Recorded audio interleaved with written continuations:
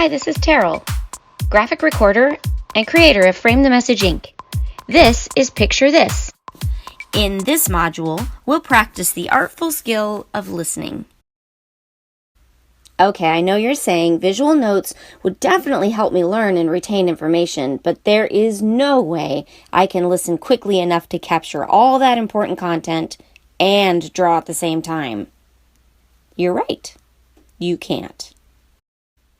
But you can listen differently, and that is what is at the heart of sketchnoting. Most of the time with note-taking, you have to wing it. You don't know what's coming at you and when or how fast. So, just as you would take notes in any situation, you have to just go with the flow. I used to think I was a terrible listener.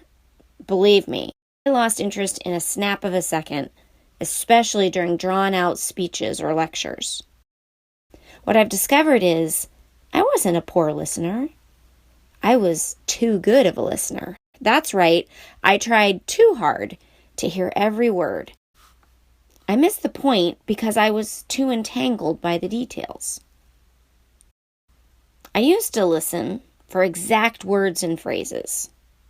You'd often hear me saying, "Wait, what did he say? Excuse me, can you please repeat that?" And then secretly hope he shares the slide deck after the presentation, because I'd completely miss slides 6 through 10.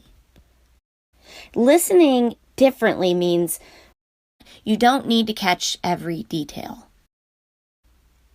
Think of it like mining for a hidden treasure. The words sit on the surface and sparkle, but the much greater message is underneath. Here's how I listen now. 1. I listen for the poem or song. I know, weird, but I mean it. Listen for the quotes, the catchy sayings, or the phrases, the things that ring in your ears long after they're said, because that's what really lies at the heart of the message. My notes will capture the spirit of the song, but not every lyric. 2. Be choosy. When you stand in front of a buffet line or in front of a rack of 1,000,000 clothes on the clearance rack, you have to be choosy. You can't have it all. Thirdly, I breathe. Yeah, that's right. Sometimes I forget to do that. When I feel myself tense up a bit and feel anxious about getting it all, I remind myself to relax a bit. And then I can listen more intently. Number 4. This one is particularly hard for me, and I've had to rid myself of my very worst habit, and that is self-criticism and perfection. I have to sit back and let myself get in the flow. I've realized I can't be simultaneously perfect and creative at the same time. I have to put perfection aside and let my creativity flow.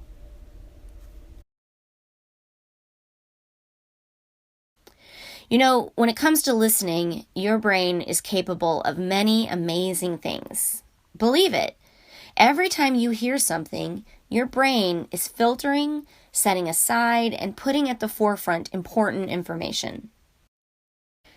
There's a place in your brain where thoughts and ideas are actually stored temporarily, almost like storing them up in a queue, all while you're taking notes on other ideas at the same time. If you ever get a chance, watch a YouTube video by Kenny G called Circular Breathing. He shows you how a musician can actually blow out on an instrument and breathe in at exactly the same time. Think about your listening as being that type of circular breathing. You're listening, you're synthesizing, you're visualizing, and you're doing this all at the moment in time like a rhythm of circular note-taking. So you have it in you, you're wired to do it, and you're wired to do it well. But it just takes some practice.